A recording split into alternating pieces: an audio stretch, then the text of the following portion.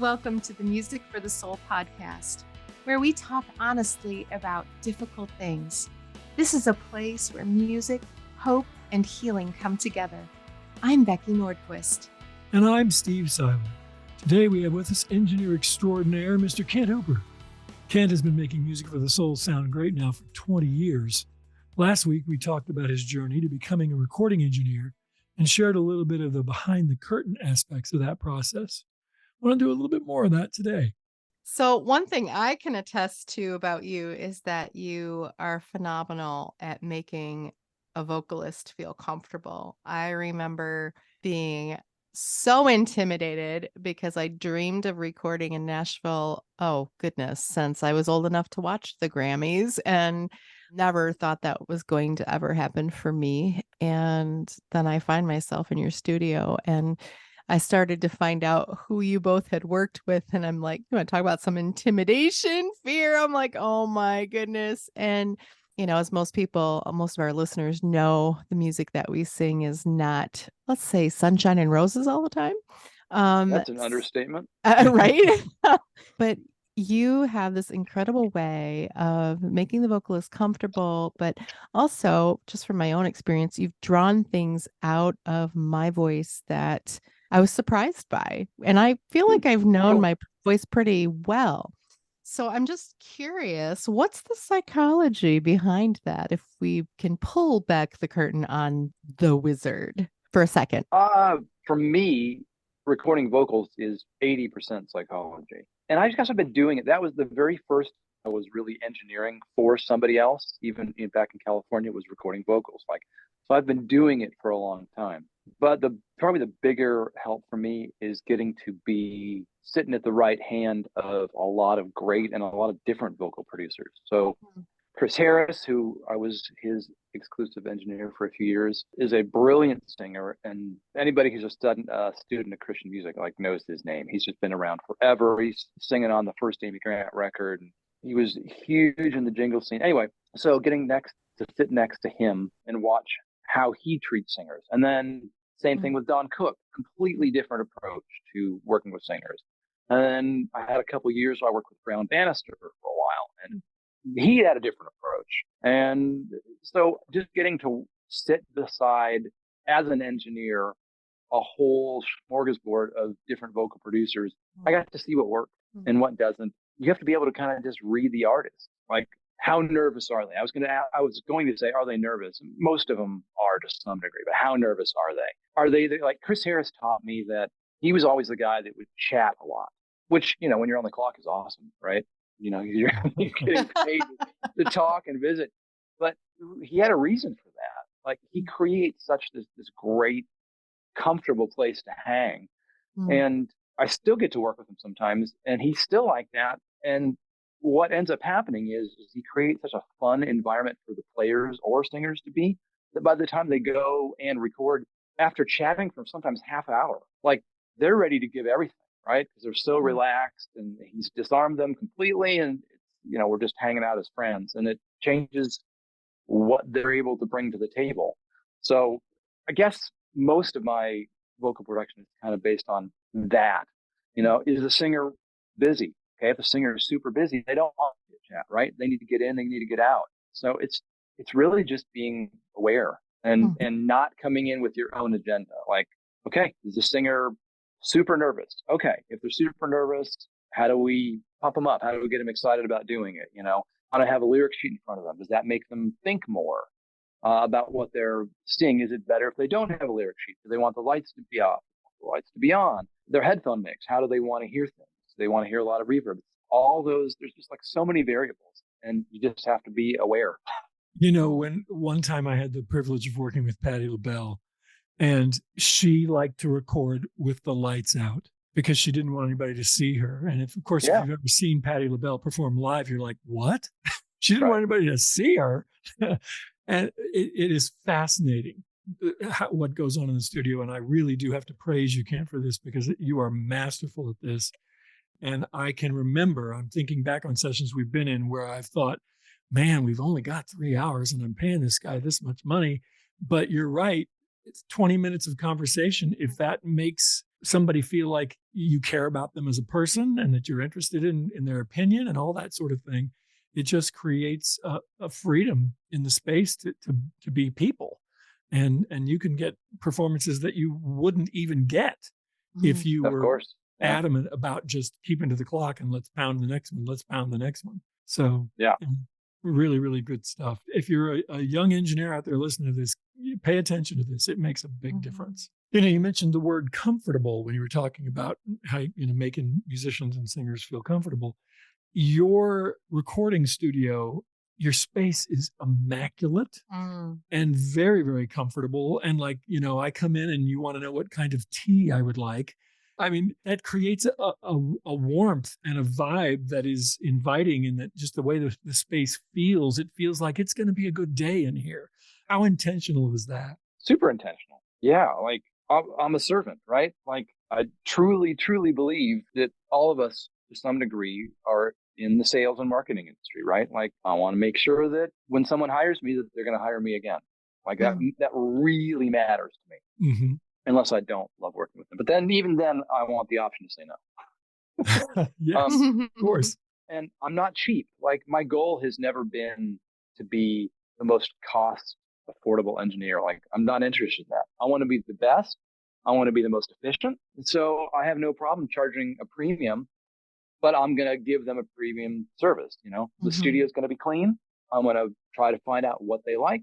I'm going to try to find out, do they like it cold in the room? Do they like it hot? Steve doesn't like this table, so I'm going to buy a new table for him to keep his and we have clipboard. A new table See? Ready and waiting. There it is. That won't unintentionally raise to the ceiling. Yes. Yeah. Oh my gosh. Goodness. Wow. It's like that, that Mike's car video that with Mike and from Monsters Inc. The table in the studio kind of has always done that to me, or I've done it to the table. Probably is more like it just likes to raise, and it was annoying, and I finally found something that was better. Oh my God! I got it for you. So, but I like a tidy space, and not to get all deep and philosophical, but having a special needs kid is a complete whirlwind on what it does to you, what it does to your marriage, to the family. And I suppose there, some psychologists would probably go, well, you're clearly trying to control the only thing in your life that you can. My studio is something I can control, so gosh darn it, I'm going to control it. But consciously, I'm just trying to create a space where people want to come and they want to come back to. You said something else that was really important, especially I think for Christians, for all Christians, regardless of what industry they're in or what relationship they're in. You said that you want to be a servant. Yeah. And I think when we take that posture, how can I serve you? How can I make this more comfortable for you? How can I make this better for you? How can we get the best result? I think if we bring that attitude to everything we do, we're going to find that people respond better to that. Who doesn't want to feel like they're important? Like of course, like what they care about matters to us. I mean, so I think that's, you definitely do project that. And what I love about it is you project it authentically. Yeah, I love it. I have to vouch for that too. And just, especially when you're recording for songwriters, it's your baby, you're recording. Yeah. And literally some of the songs we've done together, it was about my baby. And what I really deeply appreciate, and I don't think I've ever even said this to you, but how much I appreciate how you were tender with me. And yet you pulled the things out of me that needed to be pulled out in a musical and structured sense, if that makes any sense. I mean, you're still about getting the recording that we needed to get, but you really did serve my heart well in the process too. And it speaks to who you are. And I'm just really grateful for you, Kent. Just your philosophy. And it's been a gift to work with you and get to know you. And like I say, I like working with nice people, and you're a nice people. So thank you. I try to be. Sometimes I'm downright salty and sassy. Ask Steve, and you can ask Dave. I haven't seen that. Oh, just wait. Just kidding. Well, you mentioned programming, and of course you've mentioned working with live musicians and singers and engineering, and you mix as well. And I know lately you've been doing some live video shoots. I'm curious, with all of those different experiences, what elements or what singular element of the process do you think you enjoy the most? I enjoy something that's a challenge that I conquer by far. And probably my favorite project, my favorite type of recording I get to do are these location shoots because there's so many variables. Mm-hmm. There's a company called Essential Worship, and I do all their recording and mixing, and pretty much the biggest names in Christian music and Christian music songwriting. I'm working with them all the time, which again, I don't care that I'm working with people that are big, but it's funny that now at a point in my career where I truly don't care about working with people that are big is the time that I'm working with the people that are most big is funny to me. Yeah. But if you've ever done work for video, you know that the video crew wins. Like video always wins. Mm-hmm. So how it looks is more important than how it sounds, at least from most people's perspective. So we'll go to video studios where there's no gear. They'll find a location they like the looks of, and then I show up with my assistant, and we set up a portable recording studio. And it is so much fun to have all these kind of constraints put around you that you have to find ways to work around. The last thing we just finished was we traveled to an artist's house in South Carolina, and he wanted to record his living room. Like, all right, so figure that out. So his bedroom was our control room. Stuff like that. I love that challenge. And this is going to be a little bit of inside ball, but if anybody's listening who's kind of an engineer or wanting to be an engineer, one of the things that I don't think schools teaching kids about this industry focus on enough is the importance of coming up with a really great headphone mix for the client. I think there's probably not many things more important. Like if the musician or the singers are happy with what they're hearing, that they're going to be more inspired to give you something better. So with these shoots that I do, my focus going in when I got this account was like, I'm going to make this the most fun experience that these guys have ever had recording. I'm going to make these headphones sound like they're listening to a finished record. They're going to be blown away with how easy it is. And so I started buying gear and designing systems so that we could do that. And now we have a scenario where artists are actually contacting this company asking to do shoots because they had such a good time doing it in the past. So that's nice. That's my favorite thing. Like, okay, we've got a bit of a challenge here. How can we accomplish it? Finding a way to do it. Clients are happy, artists happy. Great.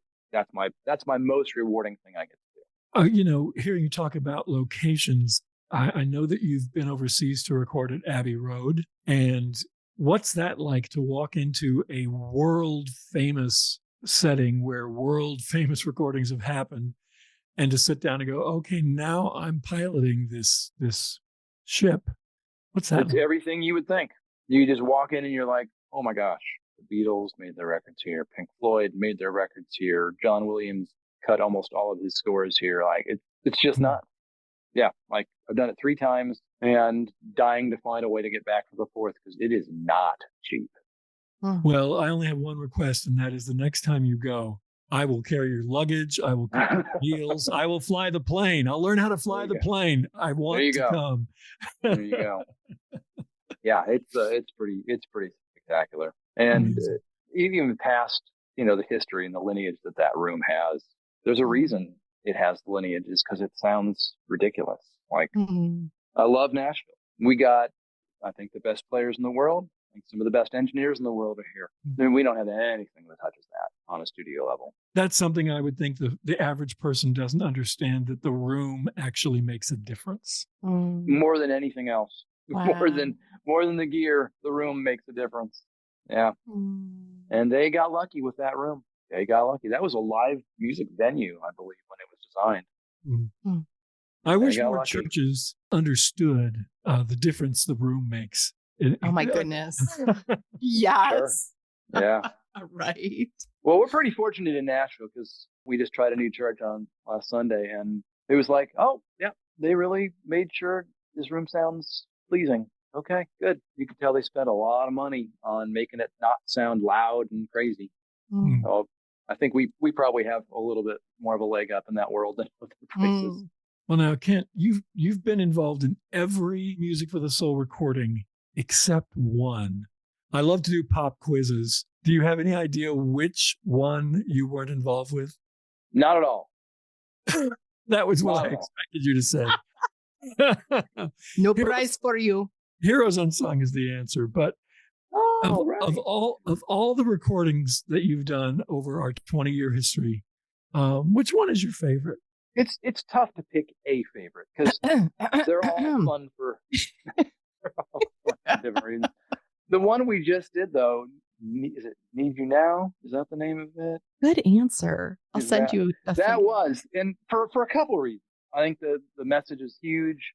I think the song is great. Becky gave a great vocal. I got to borrow a mic from a friend that day. I was trying it out, and it was kind of one of those moments where it was like an old vintage mic, and it just happened to be perfect for the song, and it was perfect for your voice. So I was jumping up and down over the vocal sound that we got.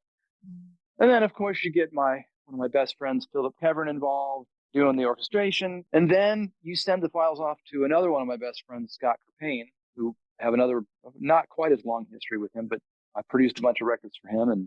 And then he sends it back with just the most unreal vocal background stuff that completely changed how we thought about the song. It's like, okay, so we thought the song and the arrangement was this, right? So we go in, here's the song, here's the arrangement, here's the strings. And then Scott sends his stuff back. We're like, well, now everything's different. Now there's all these new possibilities of what we can do with the song. I love that. Like, it was unexpected, right?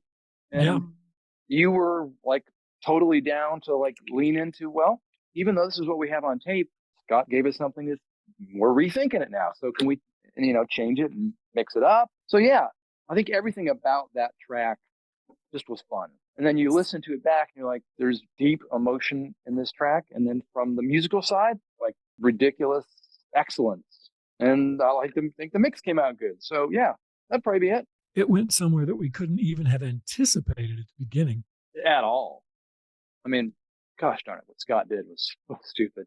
It was so great. Oh my goodness. And then you added all these really great nuances in the engineering technical part of it, where there's echoes and just I got to play.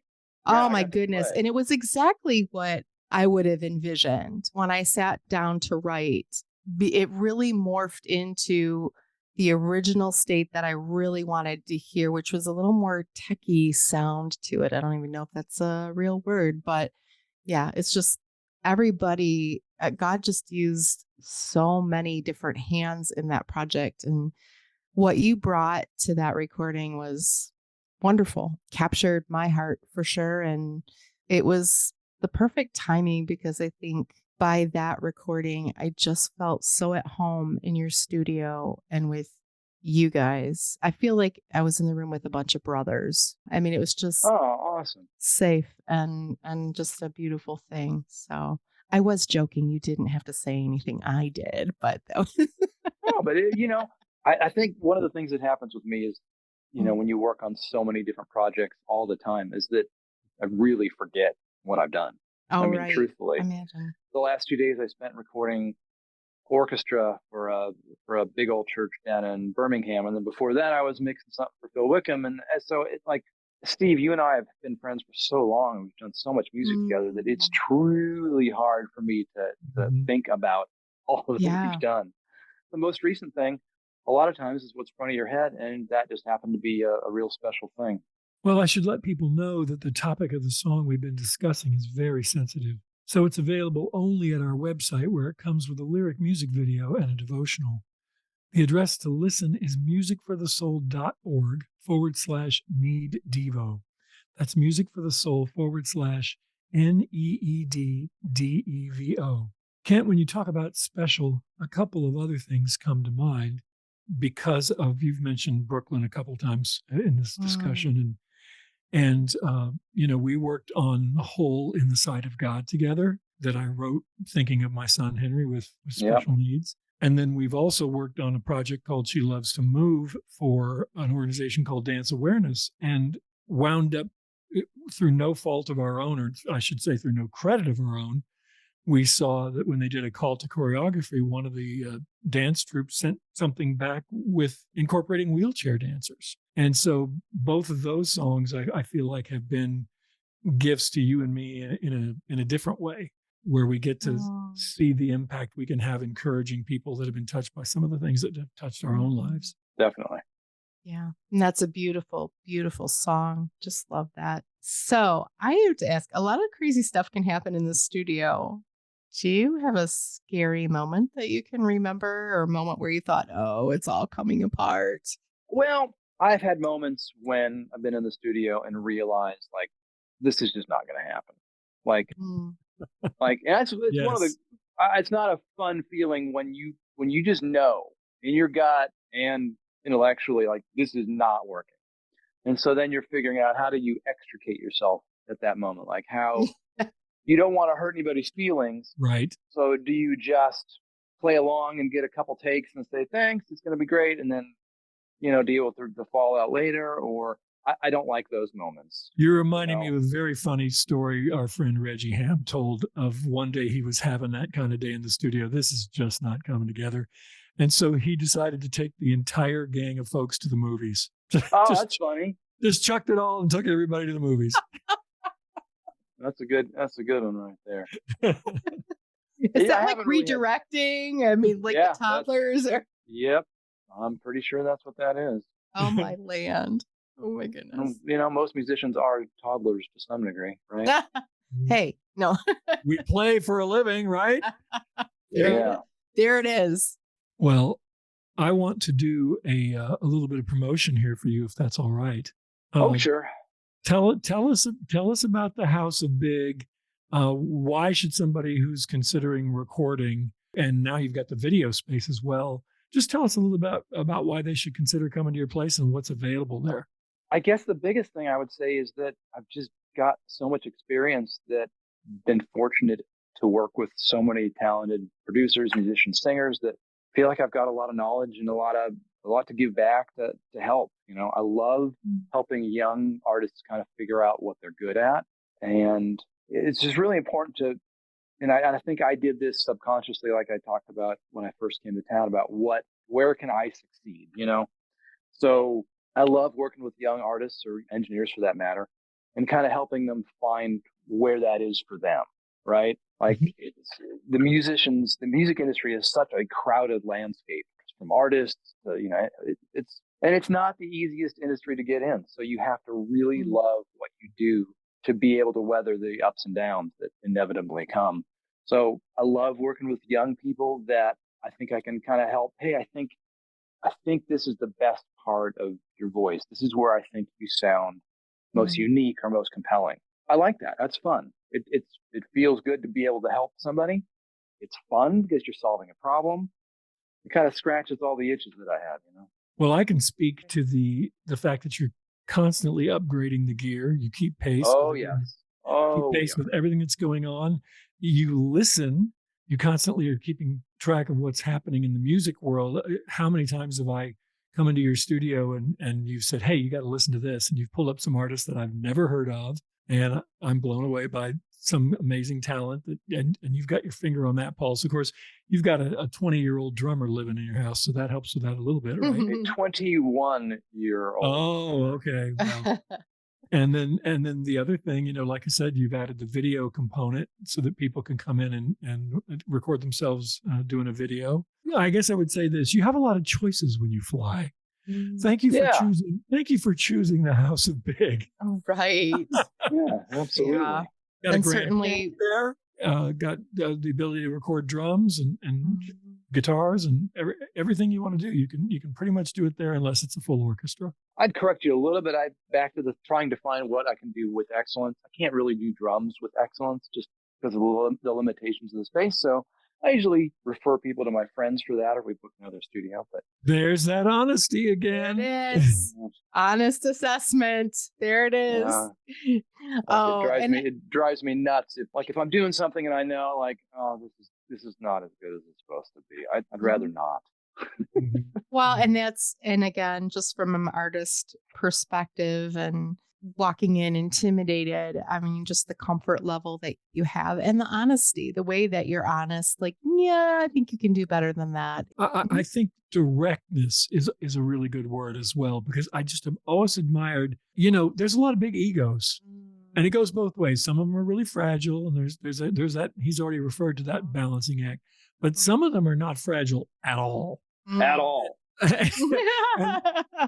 And what I loved about Kent right from the beginning was when I would say, okay, I want to do this, and he'd go, no, that's not going to sound good. You don't want to do that. No. And it's like, I can trust this guy if it's not right, or if he thinks it's not right, he's going to say so. That's a big deal. It is. Well, knowing when to speak up, that is also something I'm constantly learning. So, if you're working, sometimes when you're working with artists, they have to go down the wrong road to realize what the right road is, even if you know before they know. So, yes. Well put. So knowing when it's like, you know what, this is a waste of time, but here we go, and when to shut up, right? So there are times where you like, this is not my rodeo. I gotta let them figure it out. But then there are times with like you, we're like, hey, we're trying to be really efficient with how you spend your money as a nonprofit. And so you and I have enough trust with each other. So that's an appropriate time to say, I don't think we should waste our money with this. And it's like, okay. Can I tell you how many times I have leaned over to say, will you please? And you're already doing it. Yeah. We really do. Again, I'm working for you, right? So people, I want people to understand when they hire me, they're hiring me for my skill, but they're also hiring me for my experience and my opinion. And I'll give it to you, and you're totally welcome to override it and say, yeah, I really want to do it. Okay, great. I don't feel good when I don't share my knowledge. And it's actually gotten me in trouble before. I definitely won't mention names or even the context or the album, but I mixed a record for somebody who I mixed a couple records for before. And they were having me make some EQ changes, just some tonal changes to the overall mix that I didn't think were good. But again, back to the servant, kind of like, hey, I'm here to serve, right? So I did it. And then I get this horribly rude email from them a week later saying, hey, we're in mastering and none of this stuff sounds good. It's like, well, you told me what to do, and you've lived with it for a while, and you said it was fine, all of a sudden it's not. And that was a hard learning moment for me to go, you know what? I need to speak up and say, I'm going to do this. I don't think it's a good idea. And then I've absolved myself for any future problems, right? So if they decide, if later down the road, they're listening in a different environment or somebody else is listening and saying, hey, this isn't right. It's your choice. You made the decision to do that. But at least I was trying to be ethical and honest about my real assessment of it. It's fantastic. Well, Kent, thank you so much for being with us today. Thank you so much for how much you've done for Music for the Soul and how you've blessed this ministry and those who benefit from the healing music that brings hope to a hurting world. Thank you so much for all you do and for being with us today. Yeah, it was fun chatting it up a little bit. Yeah, and Becky, I want to take a page out of your book. This is something that you often ask our guests, and that is, Kent, there's a young kid out there who thinks he wants to be an engineer. Give him a word of encouragement or advice that you think would be helpful. My word, if you want to be an engineer, there are so many resources on YouTube that there's no excuse anymore. Like, if you really want, and you could probably say that with most things now with YouTube. I mean, back in my day, we didn't have the internet, right? So like, you had to really hunt to get information and learn it. And it's just assaulting you at every turn. So if you really, really want to get good at something, it's all there for you to do. I don't know that I agree with spending lots of money going to college for a profession that doesn't require you to have a fishing license to get into it. Yes. Now there are some benefits because I got a lot of friends at schools, and there's definitely some upside and but just from a pure, if you want to just do this, then go do it. Then go on YouTube, watch videos. There are dozens of subscription-based tutorial sites that you can go. Groove3.com is one where there's hundreds of tutorials about all different aspects of recording and engineering. Go sign up for one of those and watch, and then find some friends to record and work for free and see what you're good at and what you like doing. And if you work hard enough in your networking, I can't emphasize this enough. Like, you're not going to become a superstar if you're not going to be around other people, unless you're the 0.0001%, where you're living in a vacuum, but you're in your room doing YouTube and something goes viral. Like that's a legitimate thing that does happen. But for the most people, you've got to be networking. You got to be around other people. You've got to interact with other people and find out how you can help someone. You can become indispensable to somebody. That kind of stuff matters. So that's my advice. Good advice. Good advice. If you enjoyed the discussion today, please share it with a friend and give us a positive review on iTunes. And please visit our website, musicforthesoul.org, where you can stream or download every song in our catalog. Read our lyrics, our healing music guide, our blog posts, and much more. Thank you for listening. God bless.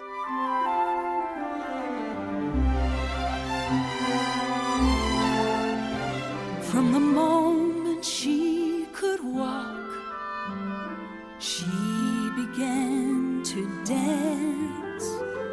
Up on her toes she would prance through the room, spinning and twirling to her own made-up tune. A tiny ballerina. Oh, if you could have seen her, you'd have known right then. Dance was the language she was born to speak. She loves to move. Poetry in motion, like waves on the ocean, like a bird in the sky. With each step and each pirouette, the joy in her heart comes alive. She's like a flower in bloom. She loves to move. It's a passion in her soul, a rhythm true and deep. Something inside her she needs to express. The music begins and her spirit says yes. The air becomes her canvas. What a picture she paints as she dances. We are blessed to see the gift she's been given. This was meant to be. She loves to move. Poetry in motion, like waves on the ocean, like a bird in the sky. With each step and each pirouette, the joy in her heart comes alive. She's like a flower in bloom. She loves to move.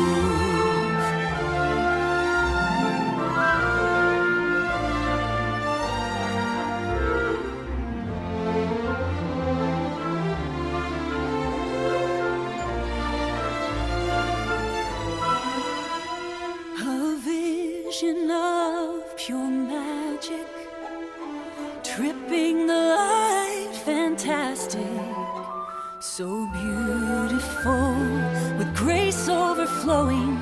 She was made for this. She loves to move. Poetry in motion, like waves on the ocean, like a bird in the sky.